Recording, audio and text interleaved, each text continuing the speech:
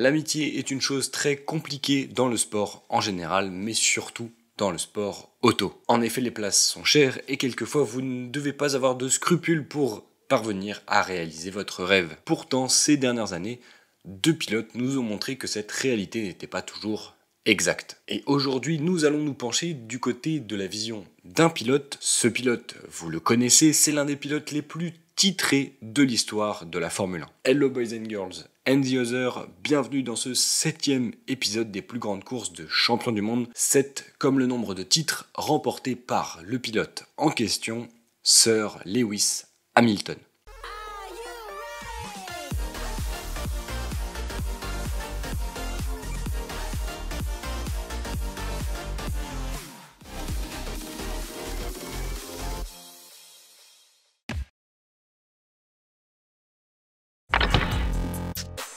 Lewis Hamilton naît le 7 janvier 1985 à Stevenage, en Angleterre. D'origine grenadienne par son grand-père paternel, il va vivre dans une ville au nord de Londres. Ses parents se séparent lorsqu'il est tout jeune, et alors qu'il va passer une grande partie de son enfance chez sa mère, c'est son père qui va lui faire découvrir la compétition en l'emmenant faire des courses de voitures radiocommandé. Talentueux et plein de dextérité, il va être plutôt performant et va alors s'essayer au karting, là où son coup de volant sera reconnu au milieu de pelotons assez tumultueux. Il a 8 ans et déjà promis un bel avenir dans le sport auto. Après une année de découverte, à 9 ans, il se lance enfin dans la compétition de kart et va de suite impressionner en remportant le championnat national. Il sera alors invité à une cérémonie qui va changer sa carrière. En effet, à la fin de l'année, il y a toujours un gala qui est organisé par le magazine Autosport et ils invitent Lewis Hamilton et des grandes personnalités du sport automobile britannique comme un certain Ron Dennis, patron de McLaren en Formule 1 et qui a sous ses ordres un pilote dont Lewis Hamilton et fan, Ayrton Senna, un pilote qu'on a déjà abordé dans les plus grandes courses de champion du monde. Donc si vous voulez aller découvrir ou revoir cette vidéo, je vous la mets en fiche juste ici. Et pour pas louper les prochaines vidéos de cette chaîne, eh bien il suffit tout simplement de s'abonner et d'activer la cloche. Lors de ce gala, le jeune Hamilton, plein d'audace, va aller voir Ron Dennis, lui expliquant à quel point il est fan d'Ayrton Senna et surtout va lui proposer ses services. En effet, il lui dit qu'il souhaite un jour rouler pour lui. Dennis, amusé, va l'encourager à persévérer et le patron d'écurie va suivre attentivement la carrière du jeune anglais qui va lui confirmer tout son potentiel. En 1998, Ron Dennis, alors séduit par le talent de Hamilton, va lui proposer un contrat et va lui permettre de financer sa carrière en sport automobile. Lewis a alors 13 ans et il va alors rencontrer celui qui deviendra son meilleur ami, un certain Nico Rosberg. Nico, fils de Keke Rosberg, champion du monde en 1982 et qui a une vie totalement opposée à celle de Lewis Hamilton. Là où l'anglais a dû se battre pour trouver des soutiens financiers, Nico a l'appui financier de son père et il a juste qu'à se soucier de la piste. Il y a même des vidéos incroyables de sa jeunesse où il fait tout simplement du kart autour de la maison familiale. C'est vraiment à l'opposé du mode de vie de la famille Hamilton. Alors qu'il décroche le titre de champion du monde de karting en 2000, il décide enfin de franchir le pas et d'aller concourir en monoplace. Il va débuter dans le championnat britannique de Formule Renault, sa première saison sera plutôt bonne puisqu'il terminera 5e et sera élu rookie de l'année. L'année suivante sera beaucoup plus marquante dans sa carrière puisqu'il va rempiler pour une nouvelle année en Formule Renault et gagner le titre, lui permettant ainsi de participer à 2 courses de Formule 3 à la fin de la saison. Ce titre va le propulser en Formule 3, mais en Formule 3 Euro Series, catégorie dans laquelle il va à nouveau faire 2 saisons, se classant 5e à nouveau la première année et remportant le titre lors de la 2e saison. Champion en 2005, il quitte une écurie française ASM qui roulait en F3 pour aller dans une autre écurie française en GP2, l'écurie Art Grand Prix, bien connue de ceux qui suivent la Formule 1 puisque c'était l'ancienne écurie dirigée par Frédéric Vasseur. Il roulera donc avec l'écurie française pour 2006 en remplaçant son ami Nico Rosberg qui lui était champion de Formule 2 en 2005 et a réussi à être promu chez Williams pour rouler en Formule 1. Lewis n'est donc plus qu'à une marche d'atteindre son rêve ultime et de rejoindre son ami en Formule 1, mais pour ça, il va lui falloir gagner le GP2 lors de cette saison 2006, chose qu'il réussira à faire au cours d'une année où il a dominé la première partie et a géré la deuxième partie face à Nelson Piquet Jr. On peut noter d'ailleurs également une superbe course lors de la course sprint, si je dis pas de bêtises, au Grand Prix de Turquie. Il va réaliser une magnifique course que je vous mets d'ailleurs en lien dans la description si vous voulez aller la voir. Il fait une remontée stratosphérique, ça vous montre le niveau du bonhomme dans l'antichambre de la Formule 1. Cette victoire lui donne donc du crédit pour accéder en Formule 1. Maintenant, il y a un deuxième problème, c'est qu'il lui faut une place. Coup de bol, juste à ce moment-là, l'écurie qui finance sa carrière, McLaren, possède une place de disponible dans son équipe, mais il va falloir impressionner Ron Dennis. Parce que pour un rookie, c'est très compliqué de passer du GP2 à la F1. Dennis hésite à l'aligner aux côtés de Fernando Alonso, d'autant plus que le pilote qui a fini la saison 2006, Pedro de la Rosa, a fait une deuxième partie de saison plutôt solide, lui qui a remplacé Juan Pablo Montoya au milieu de la saison. C'est donc Hamilton et de la Rosa qui vont devoir se départager pour le deuxième baquet dispo chez McLaren, et pour ça, il n'y a qu'une seule façon de les départager, les tours chrono, avec forcément un avantage pour Pedro de la Rosa, puisque lui a déjà roulé dans la McLaren de 2006, contrairement à Lewis Hamilton. Tout le monde se retrouve à Silverstone, Hamilton va sur la piste parce que c'est le premier à débuter, il fait des débuts plutôt timides, mais très rapidement, il va éteindre les espoirs de Pedro de la Rosa, finissant en plus de convaincre Ron Dennis qui va lui donner sa chance pour la saison 2007. C'est alors le premier pilote de couleur à participer au championnat du monde de Formule 1 depuis Willie T. Reeves en 1986. Et alors qu'on lui promettait l'enfer face à Fernando Alonso, qui était vraiment au sommet de son talent, puisqu'il est quand même double champion du monde en titre, les débuts de Lewis Hamilton sont presque parfait, il va signer un podium lors de son premier Grand Prix, et même signer 5 podiums d'affilée lors des 5 premiers Grands Prix, prenant la tête du championnat en Espagne. Il devra attendre tout de même la 6e course au Canada pour signer sa première pole position et sa première victoire, rentrant un peu plus dans l'histoire de la Formule 1. Il prendra 3 autres victoires au cours de la saison, jouant le titre jusqu'au bout, mais malheureusement, lors des 2 derniers Grands Prix, il va complètement se rater, peut-être un peu de panique pour lui qui joue pour la première fois le titre, et il n'arrivera pas à convertir le tir, permettant à Kimi Raikkonen de remporter son premier et unique titre de champion du monde pour 1 point devant Hamilton et devant Fernando Alonso, les 2 pilotes finissant la saison à égalité, avec quand même une petite guerre en interne. Mais cela n'empêchera pas l'Anglais de prendre sa revanche en 2008, remportant le titre pour 1 point devant Felipe Massa lors d'un Grand Prix du Brésil historique, où il va remporter le titre dans le dernier virage du dernier tour du dernier Grand Prix. L'une des courses les plus marquantes de l'histoire de la Formule 1 que je vous raconterai forcément un jour. Il prend 5 victoires cette saison et espère que 2009 sera aussi belle malgré le changement de réglementation.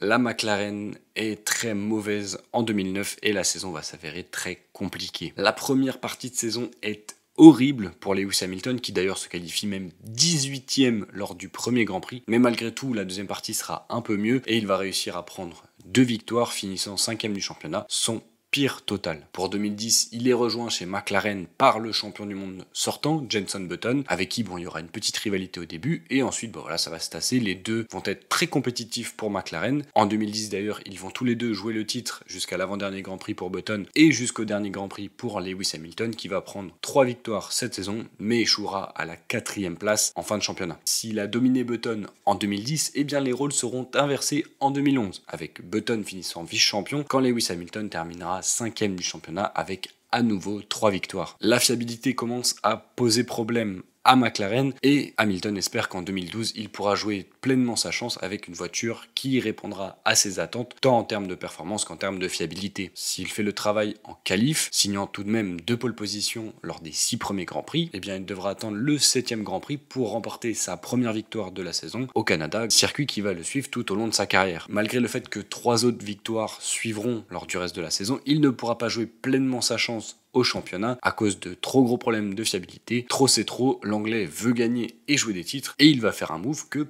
personne n'attendait. Après avoir rencontré Ross Brawn et avoir été convaincu par Niki Lauda en personne, Lewis Hamilton décide de signer pour Mercedes lors de la saison 2013. Il va y retrouver son ami d'enfance, Nico Rosberg, et leur entente va être au beau fixe. Eux qui ont commencé à partager les podiums à partir du Grand Prix d'Australie 2008 vont à présent être coéquipiers dans la même écurie. Contrairement à Hamilton, la carrière de Rosberg est plutôt sur la pente ascendante. Lui qui a dominé Michael Schumacher de la TTDC Pole pendant 3 saisons et qui a surtout remporté la toute première victoire de Mercedes depuis leur retour lors du Grand Prix de Chine en 2012. Hamilton va devoir se faire une place et pendant cette saison, même s'il va compter un abandon de moins que Rosberg, il va légèrement dominer son coéquipier, finissant devant lui au classement sans que ce soit flagrant. C'est surtout dû à une impressionnante régularité où il va finir 17 fois dans les points, contrairement à Rosberg qui lui va finir seulement 10 fois. Mais l'Allemand prendra une victoire de plus que l'Anglais, l'Anglais signant sa seule victoire de la saison et sa première pour Mercedes en Hongrie. C'est d'ailleurs son pire total de victoires sur une saison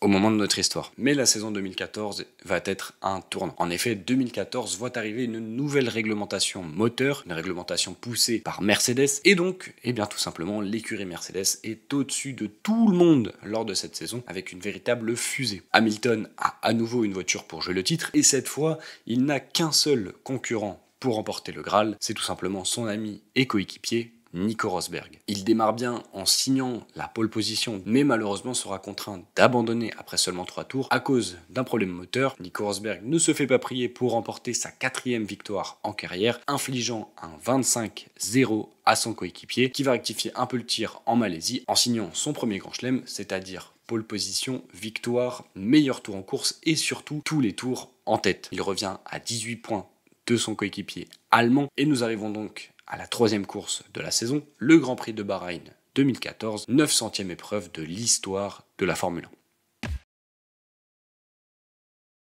1. La principauté de Bahreïn, pour fêter les 10 ans d'existence du Grand Prix, décide, en accord avec la FIA et la FOM, que ce 900e Grand Prix de l'histoire sera de nuit. Pour présenter la piste, le circuit international de Sakhir est une piste longue de 5,4 km, très appréciée des pilotes et en plein milieu du désert. La piste offre souvent du spectacle et les dépassements y sont fréquents. Les Mercedes sont à nouveau dominatrices lors des séances d'essais libres et lors de la qualification, mais petit changement à noter, cette fois ce n'est pas Lewis Hamilton qui réalise la pole position, mais bien Nico Rosberg qui prend sa première pole cette saison, avec malgré tout une première ligne 100% Mercedes. Les 5 feux s'allument puis s'éteignent, la course est lancée et de suite, malheureusement pour lui, Rosberg prend un moins bon départ que Lewis Hamilton qui le saute au premier virage et s'empare de la tête du Grand Prix. L'Allemand va tenter de reprendre sa position à la fin du secteur 1, mais l'Anglais va le pousser un petit peu sur l'extérieur et conserver la tête. A noter l'impressionnant départ de Felipe Massa qui de sa 7e place se retrouve 3e au premier virage. Le départ du Brésilien est vraiment magnifique. Devant, de suite, Lewis Hamilton tente de creuser un écart sur Rosberg et essaye de sortir l'Allemand de sa seconde, lui permettant d'activer le DRS quand celui-ci sera activé. DRS qui est une nouvelle fonctionnalité de cette saison 2014. C'est tout simplement l'acronyme de Drag Reduction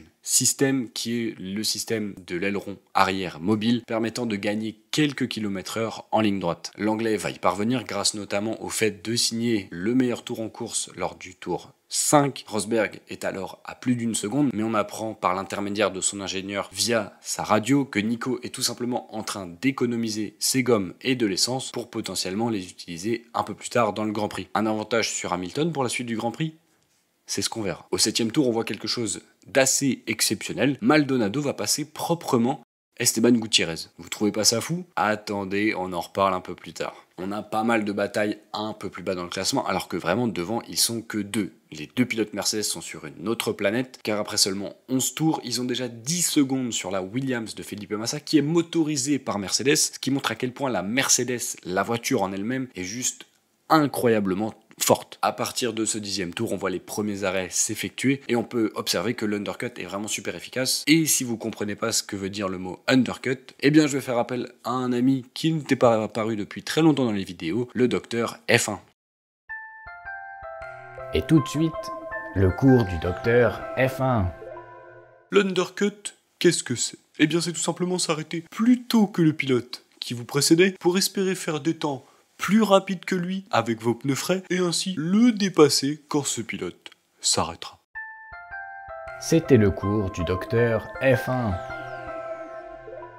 Merci Doc d'être intervenu sur cette vidéo et je pense que ce sera pas la dernière fois qu'on le verra. Bref, alors que les stratégies se mettent en place, alors qu'il y a plus beaucoup de dépassements, Rosberg nous sort un peu de notre siège et plonge à l'intérieur de Lewis Hamilton au virage 1. Il fait un incroyable dive bomb qui a été permis par le fait qu'il est revenu sous la seconde d'écart avec Lewis Hamilton et qu'il a pu activer son DRS, principalement parce qu'il a économisé des pneus et de l'essence. Il plonge à l'intérieur et surprend un peu Lewis Hamilton qui reste à l'extérieur, recroise son coéquipier allemand et il va défendre de manière agressive en le tassant sur l'extérieur du virage. Mais Rosberg n'a pas dit son dernier mot. Tour 19, rebelote, l'Allemand plonge à nouveau à l'intérieur du virage 1. Les deux pilotes bloquent les roues. Rosberg a retenu la leçon du tour précédent. Il a une meilleure sortie. Il prend la tête et Hamilton n'abdique pas. Il se blottit dans l'aspiration de la deuxième Mercedes. Les deux pilotes se dirigent vers le virage 4. Rosberg défend à l'intérieur quand Lewis Hamilton est obligé du coup de se rabattre sur l'extérieur. Il croise à nouveau le pilote allemand et le tasse vers l'extérieur pour reprendre son dû,